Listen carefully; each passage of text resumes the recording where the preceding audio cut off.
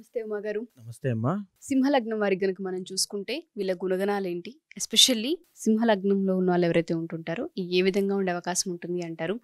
ఏ ఏ విషయాలలో డెఫినిట్‌గా జాగ్రత్తగానే ఉండాలని చెప్తూ ఉంటుంటాం కదా! అలా ఏమైనా ఉన్నాయంటారా? రాశి వేరు, నక్షత్రం వేరు, లగ్నం వేరు. ముందుగా ఒక క్లారిటీ ఇవ్వాలండి. ఎందుకనంటే చాలామంది కన్‌ఫ్యూజ్ అవుతుంటారు.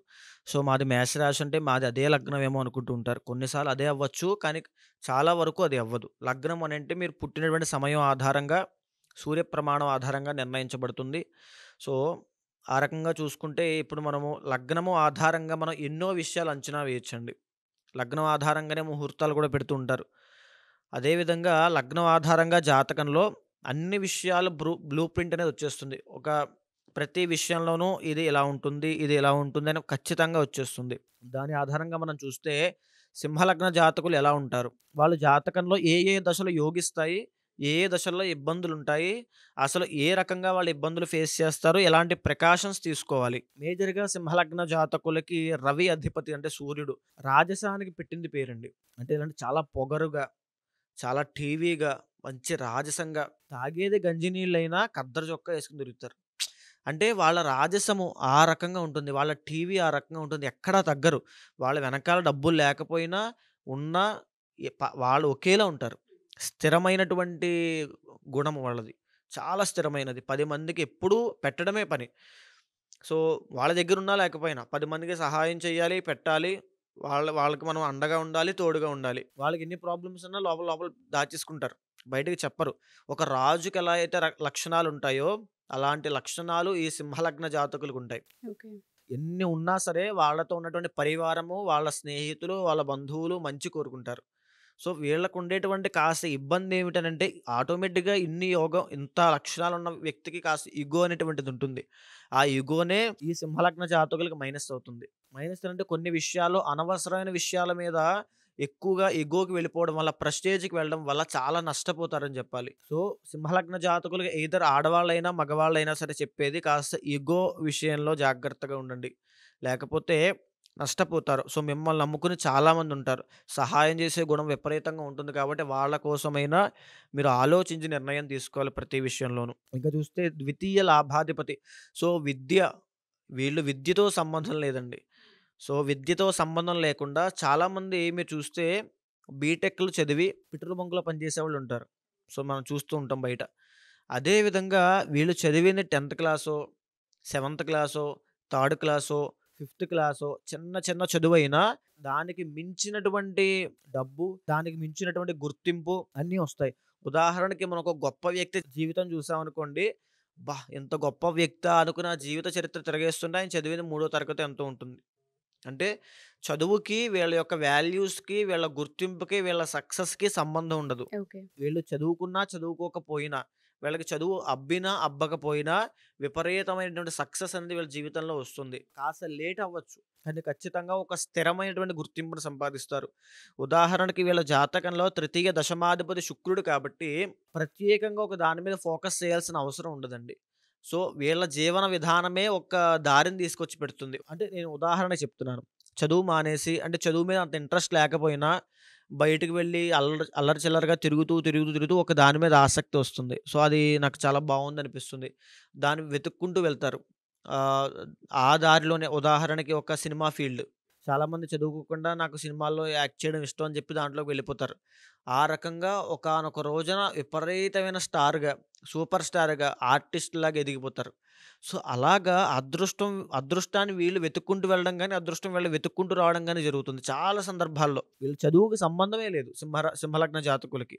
అదే విధంగా రియల్ ఎస్టేట్ రంగం అండి. రియల్ ఎస్టేట్‌లో గనక వీళ్ళు డబ్బులు పెట్టుబడి పెట్టగలిగితే ఎందుకంటే వీళ్ళకి కుజుడు మహారాజయోగ కారకుడవుతాడు. రియల్ ఎస్టేట్ రంగంలో పెట్టగలిగితే ఒక గొప్పదైనటువంటి మార్పుల్ని ఒక దిగ్గజంలా ఎదిగిపోతారు. అంటే ఇంక వెనక్కి తిరిగి చూసుకోవాల్సిన అవసరం ఉండదు.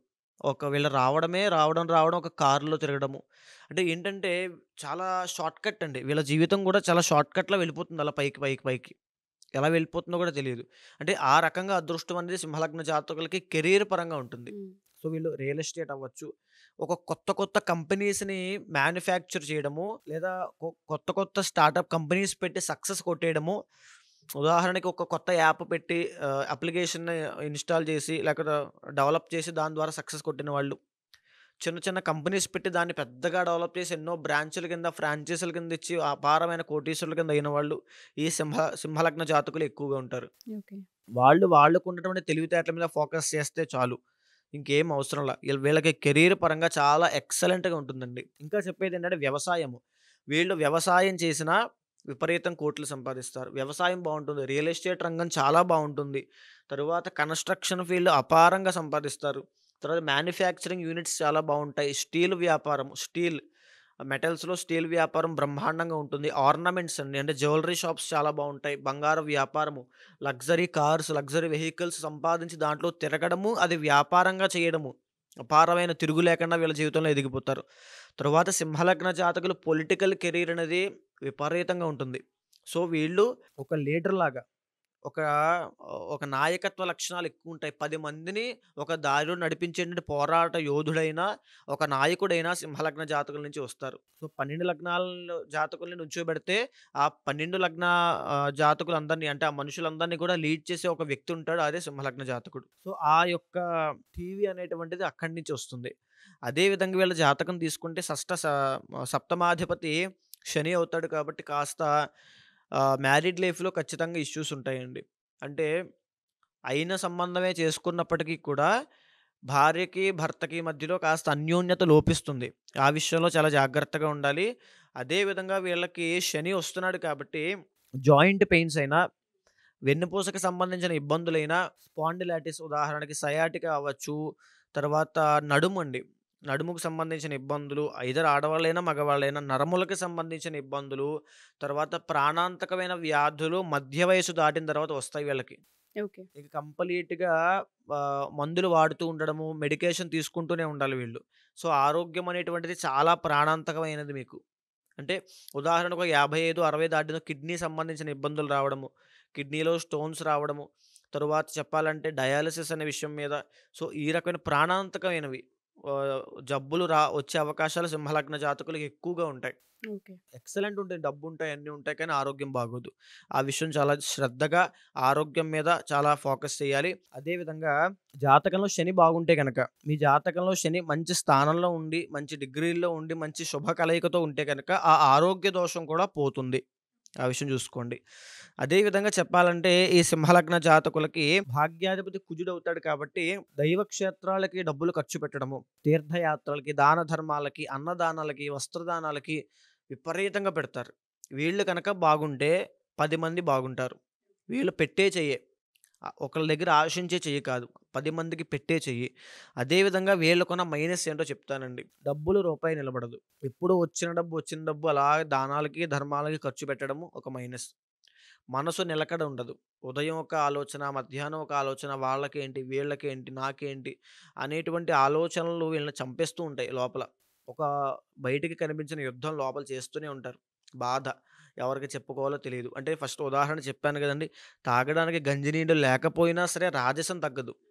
ఆ రకమైన మెంటాలిటీతో లోపల లోపల ఎవరికి చెప్పుకోవాలో తెలియక బాధని వీళ్ళే దిగమింగుకునేటువంటి అవకాశాలు చాలా ఉంటాయి. సో, వీళ్ళకి చంద్రబలం అనేటువంటిది ఉండదు జాతకంలో. అదే విధంగా జాతకంలో చూస్తే పంచమ స్థానము, అష్టమ స్థానానికి అధిపతి అయినటువంటి గురుడు కాబట్టి వీళ్ళకు మగ సంతానం కలిగిందంటే వీళ్ళ యొక్క పరపతిని, పేరుని, వంశాన్ని కంటిన్యూ చేసేటువంటి అబ్బాయి పుట్టాడంటే వీళ్ళకి అదృష్టం పడుతుంది. ఉదాహరణకి ఆ అబ్బాయి ఏ మూలా నక్షత్రమో లేకపోతే ఉత్తరాషాఢ నక్షత్రంలో గనుక జన్మిస్తే చాలా పవర్‌ఫుల్‌గా ఉంటాడు. సో, ఆ విషయం చూసుకోవాలి. ఆ మగ సంతానం ఉన్నటువంటి అబ్బాయిలు వాళ్ళ జాతకం చూపించుకొని వాళ్ళకి కనుక ఏమైనా ఇబ్బందుంటే తొలగించుకుంటే ఎక్సలెంట్‌గా ఉంటుంది. వీళ్ళ జాతకం కూడా ఎక్సలెంట్ అండి. సో, మనం చూస్తాం అంటే కొంతమంది సాధారణంగా బ్రతకరు వాళ్ళు. పుడతారు, చనిపోతారు కానీ కొంతమంది మాత్రము ఒక హై లెవెల్‌లో బ్రతుకుతారు. పదవులు, పేరు, ప్రఖ్యాతలు, పరివారము, కార్లు, బంగ్లాలు, ఇల్లు ఈళ్ళు నడిచొస్తుంటే 10 మంది ఎనకాల రావడము. ఈ రకమైనటువంటి అదుంటుంది. టీవీ రాజసం ఉంటుంది. అదంతా సింహలగ్న జాతకులే. వాళ్ళ జాతకంలో కలిసొచ్చేటువంటి అంశం ఏంటంటే కుజుడు. వీళ్ళకి జనరల్‌గానే రుచిక మహాపురుష యోగం పట్టే అవకాశాలు చాలా ఉంటాయి. అంటే ప్రధానమంత్రి నరేంద్ర మోడీ గారికి పట్టినటువంటి జాతకం. ఆ రకమైన యోగము. అంటే ఆయన చూస్తే డైరెక్ట్‌గా ఒక రకమైనటువంటి స్థాయికి వెళ్ళిపోయాడండి ఆయన. ఆయన చెప్తారు ఎమ్మెల్యే అవ్వకుండా సీఎం అయ్యారు. తర్వాత ఎంపీ అవ్వకుండా ప్రైమ్ మినిస్టర్ అయ్యారని. అంటే 'రుచిక మహాపురుష యోగం' గురించి స్టడీ చేస్తే ఫస్ట్ ఆఫ్ ఆల్ వచ్చేటువంటి ప్రధానమంత్రి నరేంద్ర మోడీ గారి జాతకమే. అలాంటి రాజసం ఉన్నటువంటి జాతకము, అలాంటి తిరుగులేనటువంటి కేపబిలిటీ ఉన్న జాతకము సింహలగ్న జాతకము. సో, అలాంటి యోగాలు వీళ్ళకుంటే చాలా పవర్‌ఫుల్ పీపుల్ వీళ్ళు. జాగ్రత్తగా ఉండాలి వీళ్ళతో. వీళ్ళు కనుక కుజుడికి సంబంధించి కొన్ని ప్రత్యేకమైన పూజలుంటాయండి. అంటే ఆ పదవి కాంక్షించేవాళ్ళు, ఆ పవర్ కావాలనుకునేవాళ్ళు, ఆ రకమైనటువంటి రాజసం కావాలనుకునే వాళ్ళకి కొన్ని ప్రత్యేకమైన పూజలున్నాయి. వీళ్ళ యొక్క లగ్నానికి చెప్పబడ్డాయి. ఆ పాశుపతాలకి, ఆ అమ్మవారికి కొన్ని ఉపాసనలున్నాయి. ఆ భైరవి ఉపాసన కొన్నున్నాయి. అవి జాతకం ఆధారంగా ఇండివిడ్యువల్ జాతకం ఆధారంగా వీళ్ళతో చేయించగలిగితే, వీళ్ళ పేరు మీద చేస్తే వీళ్ళకి ఎక్సలెంట్ ఫ్యూచర్ ఉంటుంది. ఓకే. సో, ఎవరైనా సరే సింహలగ్నం వాళ్ళకి చాలా బావుంటుంది కాబట్టి, దాన్ని మనం అందిపుచ్చుకోవాలి అనుకున్నా, ఆ రాజసాన్ని మనం అనుభవించాలి అనుకున్నా, మన జీవితంలో వాటిని మనం చూడాలి అనుకున్నా, జాతకరీత్యా ఒకసారి అంతర్గత జాతకం చూపించుకొని, పరిహారాలు అండ్ మీరన్నట్టుగానే పూజలు గనుక చేయించుకోగలిగితే డెఫినిట్‌గా పాజిటివ్ ఎనర్జీ యాడ్ అవుతూ చాలా ఉంటుంది. బావుంటుంది. థాంక్ యూ ఉమా గారు. Thank you so much.